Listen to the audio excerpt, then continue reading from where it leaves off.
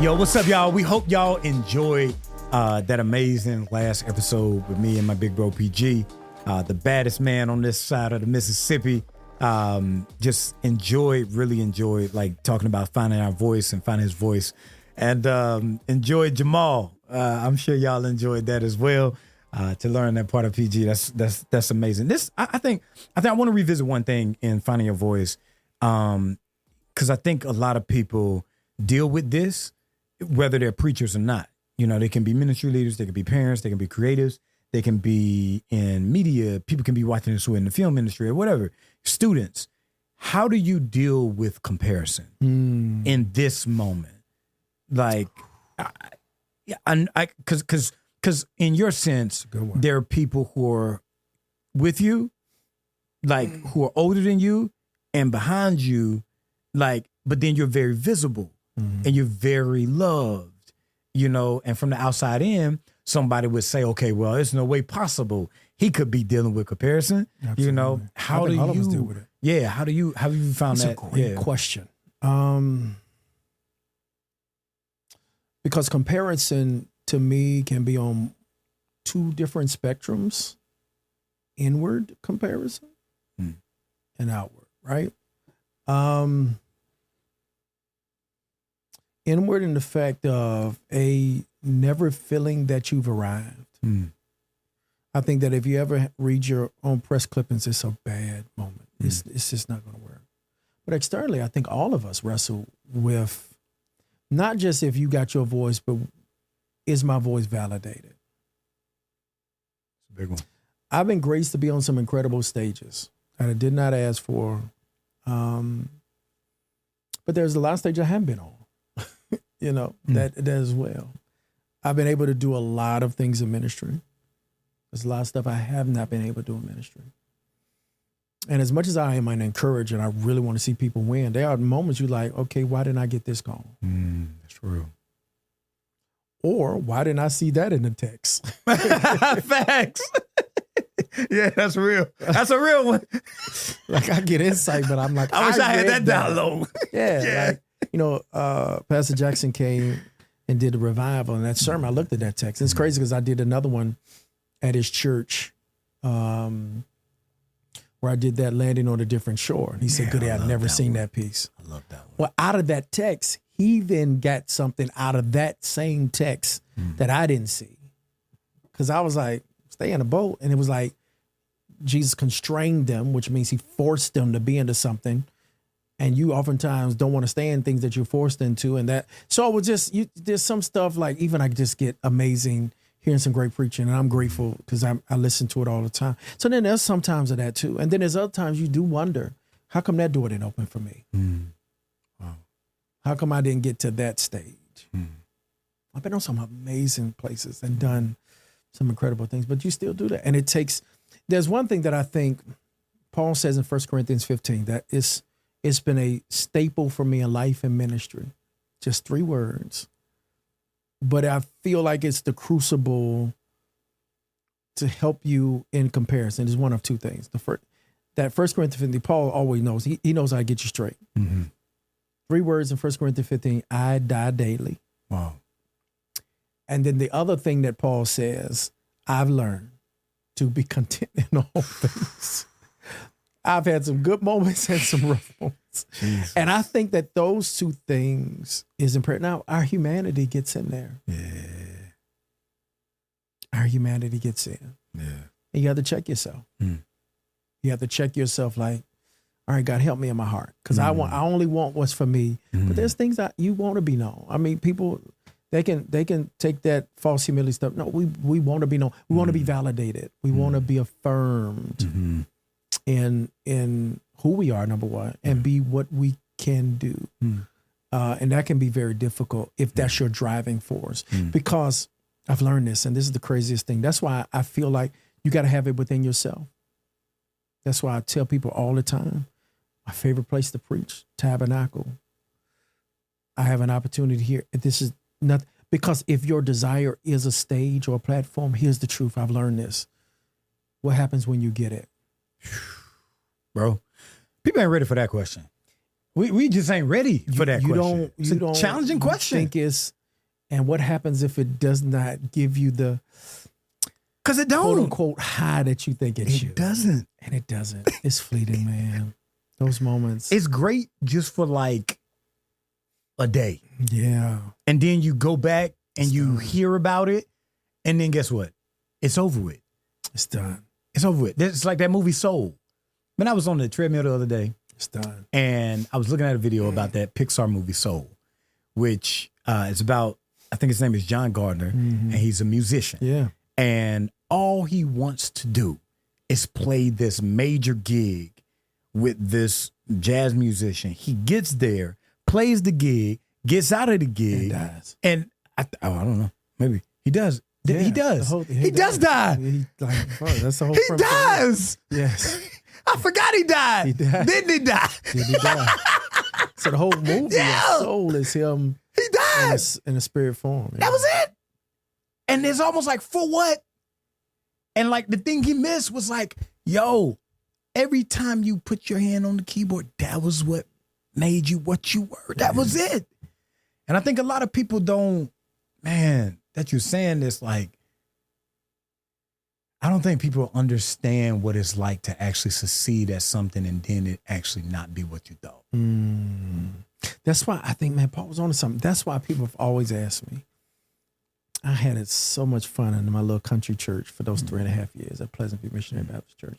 Some amazing people that put up with me, allowed me to practice on them just like Tab. But I was happy and content. Wow. And I'm grateful that I learned to be content in the pasture, because whenever God wants to move you to the palace, that stuff is so fleeting. And so every opportunity you get to stand is an important stand. Yep. The platform doesn't determine it. The opportunity is what determines it. That's what people ask me all the time. You know, I travel. God has allowed me to become also an itinerant preacher.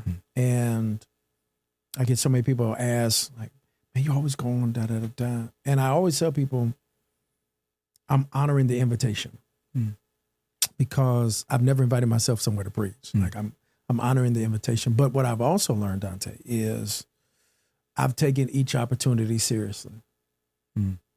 I've been in some small contexts with a few people there. Yes, sir. And I've been on cathedrals. I've been on some of the largest platforms that preaching can offer. But they're all the same. They're all the same. In the respect of it deserves your best. Where there's a few people here in the storefront, thousands and thousands and thousands of people at this major conference, or the week in, week out, they all deserve your best. And if you dial it in, that's not honoring what God has placed in you. And I want to say that I think that God has honored that, because he knows wherever he sends me, I'm going to give my best. I'm honored, but I'm going to honor the moment by giving my absolute best, whatever it looks like. And so for those, especially as I'm navigating through the book and thinking back over 25 years of preaching, honor the moment. Yeah.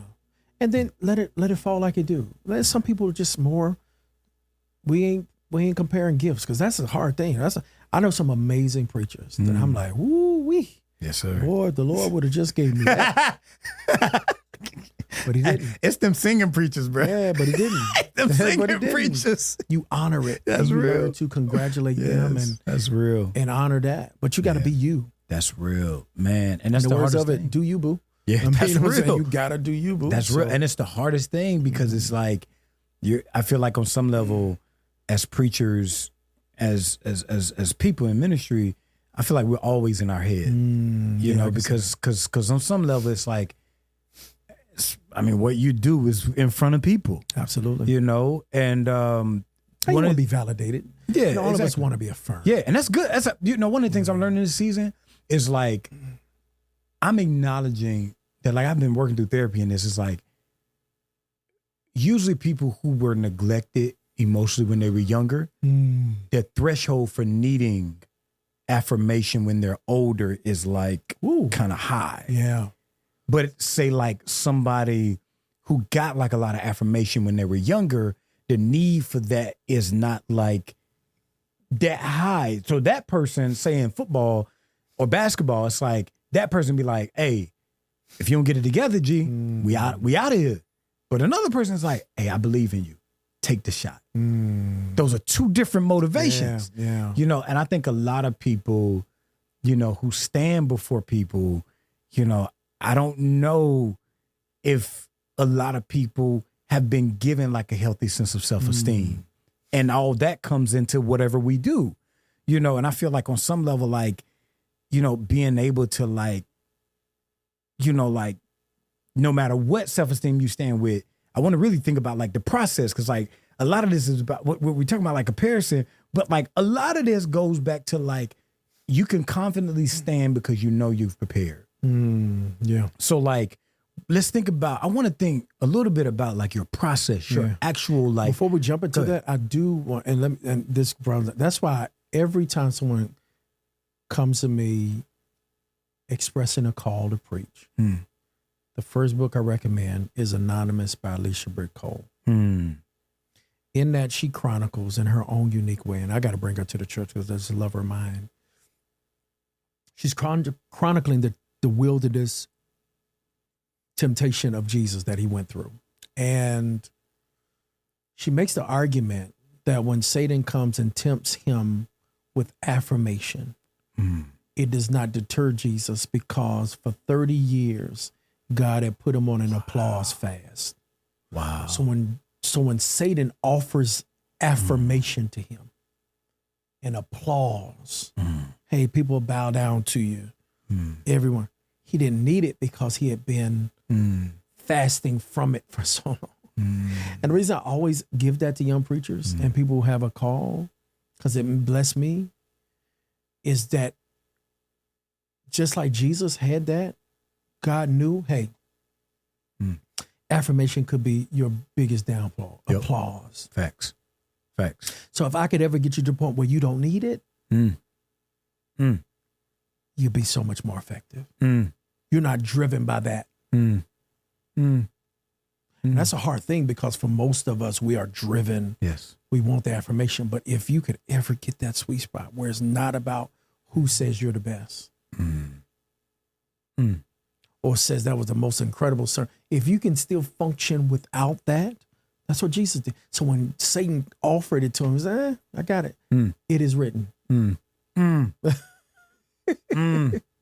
gonna go read that book. I'm gonna buy that right when I leave. It's written. So that is written. So did you ever struggle with that as a young preacher? Even now, yeah. You want to be affirmed. I mean, absolutely. You want to be affirmed. You want people to know who you are. And sometimes those who are closer to you don't even understand who you are. Like you get more affirmation from those strangers than those who perhaps benefit and know you the most, which can be so nerve-wracking. And it is hard sometimes to be around people and you want to look at them and be like, man, don't you know who I am? Nah, that's real. That's facts. I feel that in my soul. And they don't. But you can go out somewhere, you get a random thing like, I was the greatest You in sermon the airport world. and somebody be like, that's the are you greatest." Dr.? Yes. That was the greatest. I listen to you. Yes. Yes. So that's a hard thing to juggle. Nah, that's real. Wow. And that is a wrestle. So and to this day, you do. We can say as much as one, our humanity is always clashing. That's real. That's why them 3 words Dr. Paul said is so dope. I die daily. And that's tough, you know, but we do. We want our work to be validated. Yeah. You know, even as a preacher, man, I don't know how many thank yous I get every Sunday. I done put in all this work in that. People get it. You don't hear that. That's real. You don't hear it. That's real. Now, you want to know something, bro? That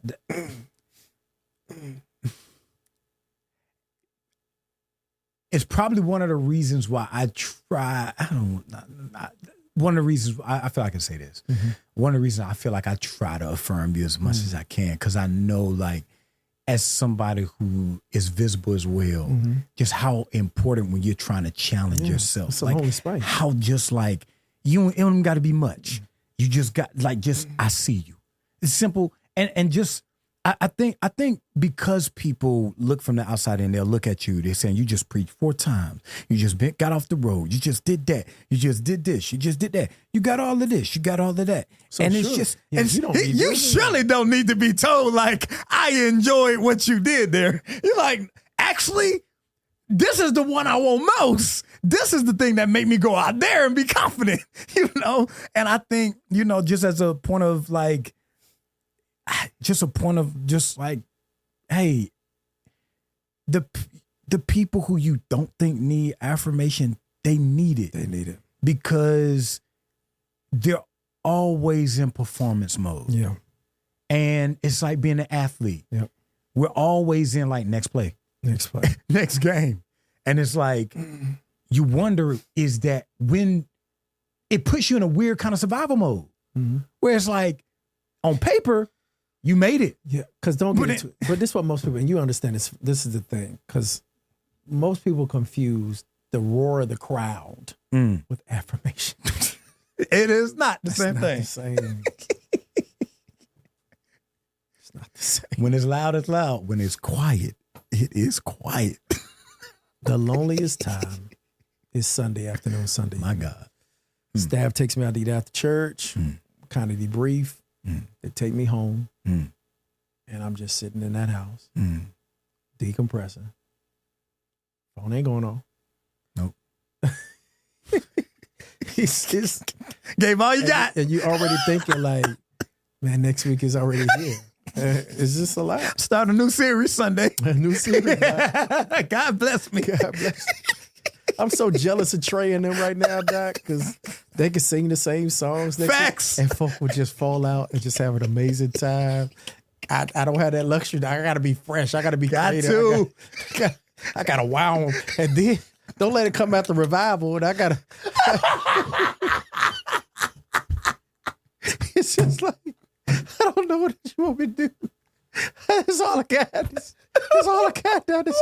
What more do you want from me? What my man is saying, Gladiator, are you not entertained?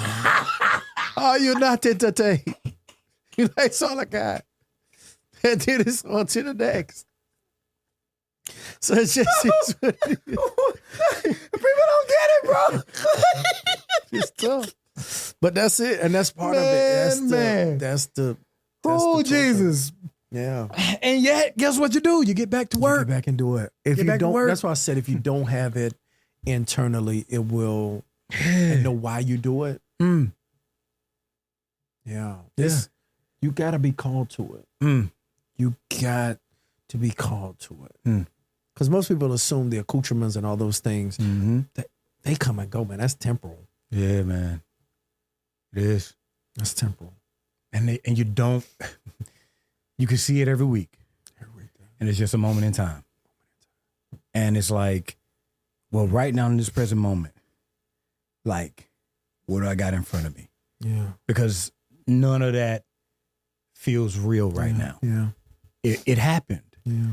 And like right now, sometimes I just need to hear like, man, the way you said that, the way you put that, the way you made this connection, to validate the hours that you put in thinking about, like, text, sermon, interpretation, observation, application, life experience, relevant question, and all these still things. Going through whatever you still living. We just recently had a guy break a record. Well, he's second now. Bam Adebayo, 83 points. Yeah. Amazing accomplishment. He's from the home. He's from the crib. He like Greensboro, High Point area. Oh, wow. That's crazy. Wow. Amazing story. Shout out to the Carolina. Amazing story. Now, I'm a diehard Kobe fan.